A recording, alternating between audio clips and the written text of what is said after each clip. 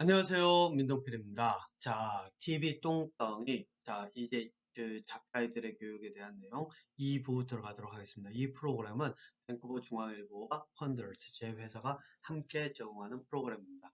자, 이제 앞서는 좀 인트로가 좀 길어져서 한 근 30분 가까이를 제가 시간을 할애했는데 이제부터는 15분에 딱 맞춰서 하도록 하겠습니다.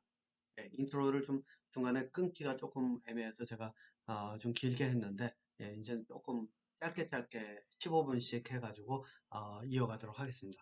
자, 요 비디오 여러분들 보이시죠? 제 이쪽 손으로 해야 되나? 예, 요 지금 왼쪽 제 옆으로 왼쪽으로 보이는 이 비디오. 네, 이게 템플 그랜딘이라고 하는 박사의 그 어티즘에 대한 자폐에 대한 내용이 테드에서 발표한 내용이거든요. 네. 이게 사실상 제가 제 아들을 그 교육하고자 하는 그 방향을 잡는 그 제 시점이 됐습니다. 예. 뭐라고 이 사람이 그 템플 그랜든이 얘기를 했냐라고 나는 생각하는 방법이 다르다라는 얘기부터 시작합니다. 그리고 all kinds of minds라고 얘기를 하는데 그게 생각 방법이에요. 그래서 뭐라고 얘기하냐면 나는 그림으로 생각을 하지 그 언어로 생각하지 않는다라고 이야기해요. 처음에 저는 이게 무슨 소리지라는 생각을 굉장히 많이 했어요. 왜냐면 저는 정확하게 감이 오질 않았으니까요. 처음 그 얘기를 딱 듣고 나면 이걸 누가 이렇게 쉽게 그림으로 생각해? 이게 뭘까라는 그런 생각이 들 수밖에 없거든요. 그래서 어쨌든 이 내용들을 쭉 듣는데 중간에 그런 얘기도 나오죠. 이게 뭐라 그러냐면 나는 머릿속에서 마치 영화처럼 그림들이 이렇게 움직여야 한다. 그래서 그때부터 이제 조금 그래 이게 뭔 뜻인지 알 거는 같은데 정확하진 않았어요. 좀 막연했죠. 예. 그리고 또 이 여러분들 이 템플 그랜딘 제 그 박사를 보면 사실상 이 템플 그랜딘 박사 교수죠. 저희 콜로라도 스테이트 유니버시티의 주립대 교수인데 거기 지금 보면은 이제 저 동상도 이렇게 있다 그래요. 네, 뭐 저는 가보질 않아서 모르겠지만은 이 동상도 이렇게 있는데 이 동상 같은 것도 뭐 사실상 이렇게 해놓을 정도면은 이 템플 그랜딘이라고 하는 이 사람이 얼마나 대단한지를 사람들이 인식을 한다는 거죠. 그런데 여러분들 한번 생각해 보세요. 이 사람이 대단한 이유가 뭘까요? 이 사람은 자기가 스스로 어티즘이라고 하는 자폐라고 하는 그 카테고리를 영역을 넘어서서 일반 사람들과의 연결고리를 만들어가면서 공부를 할 수 있었기 때문이란 말이죠. 스스로 자기가 무엇인가를 찾아가면서 연구를 하고 거기에 대해서 그런 이야기들을 글로도 남기고 언어로도 표현하고 할 수 있었기 때문이란 말이에요. 그런데 템플 그랜딘이라고 하는 이 템플 그랜딘 박사가 이렇게 할 수 있었다면 다른 사람들도 그렇게 할 수 있어야 되잖아요. 그런데 다른 자폐를 가졌다고 알려진 사람들 중에는 아직까지 이 그랜딘 박사처럼 이렇게 된 사람은 제가 알기로는 없어요. 네. 자, 이게 무슨 말이냐? 그랜딘 박사는 누가 교육을 해서 이렇게 된 것이 아니라 자기 스스로 하다 보니까 결국은 넘어간 거란 말이에요.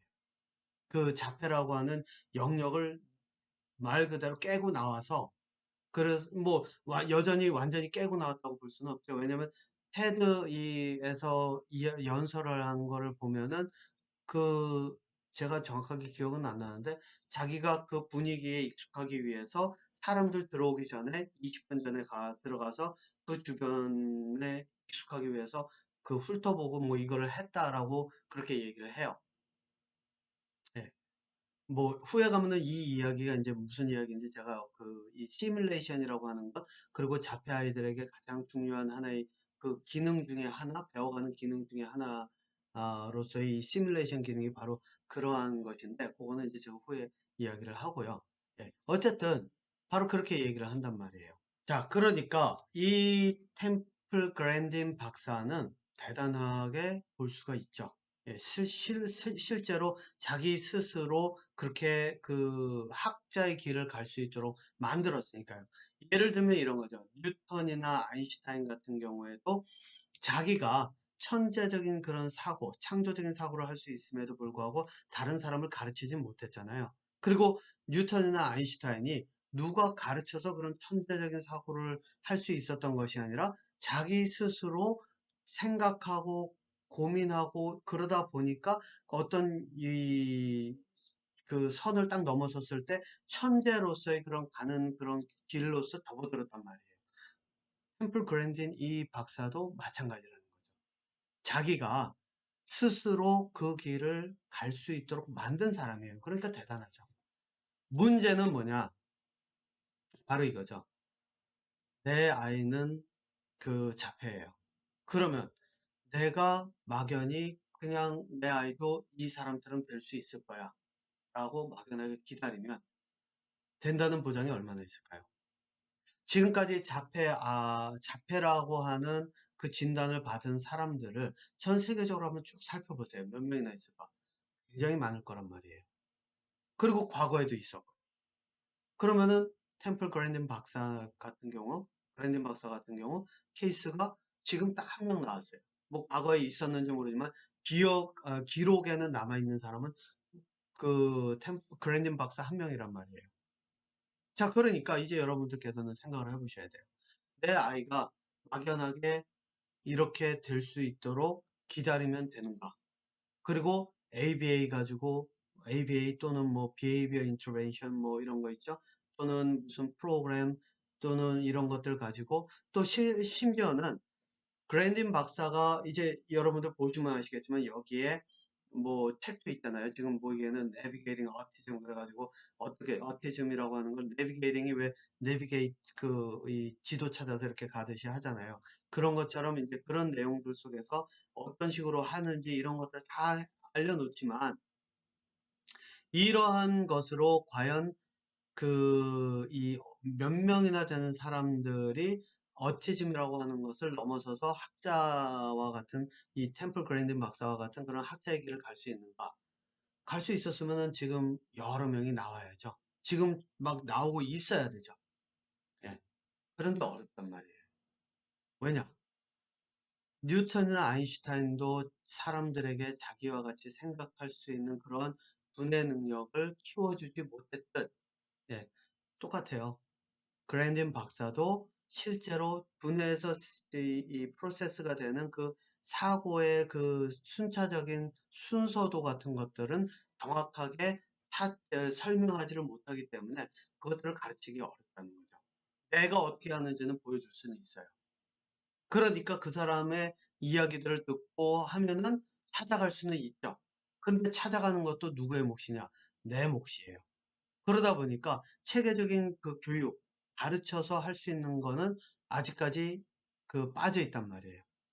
자, 그런데 제가 이야기하는 이 그 교육 방법은 뭐냐면은 말 그대로 기초서부터 아예 처음부터 시작해서 하나하나 다 찾아 올라가는 거예요. 그리고 제가 이제 여기서 분명히 말씀드리는 거는 그 시작은 바로 이 사람이었다는 거예요. 이 테드에서 이 사람이 발표했던 거. 그래서 저는 어떻게 했느냐. 이 사람 발표 내용들을 정리를 해가면서 그 실생활에서 쭉 한번 살펴봤어요. 이게 도대체 무슨 뜻을 의미를 하는가. 그림으로 생각한다는 게 무엇을 의미하는가. 그랬는데 제가 정확하게 알 수는 없더라고요. 다만 기억 속에서 제가 딱 떠오른 것들은 있었어요. 그게 뭐냐. 사람들 중에는 이런 얘기를 해요. 제 아내도 그런 얘기를 하고 그 기억력이 좋은 사람들이 어쩌면 책 같은 걸 딱 보면은 책을 사진 찍듯이 본다라는 이야기를 한 적을 제가 들었거든요. 그리고 제 아내 같은 경우에도 실제로 공부 잘하는 친구들 중에 그런 친구가 있었대요. 몇 페이지 몇 대 줄까지 딱 볼 수 있을 만큼 책이 머릿속에 그대로 사진처럼 들어가 있는 사람들. 그리고 또 어떤 사람들은 이렇게 얘기를 하죠. 수학을 문제를 푸는데 그냥 단순하게 저 같은 경우는 책에 이 써져 있는 걸 가지고서 이렇게 계산을 해야 되거든요. 그런데 그런 사람들은 어떻게 하냐면은 그냥 머릿속에서 그 그림처럼 이렇게 공식들을 쭉 나눠놓고 그걸 가지고 조합을 한다는 거예요. 그래서 그 내용들이 갑자기 머릿속에 떠오르는 거예요. 아, 이게 그걸 뜻하는 것이 아닌가. 그래서 생각을 해봤더니 저도 그런 경우가 있는 거예요. 어떤 경우냐?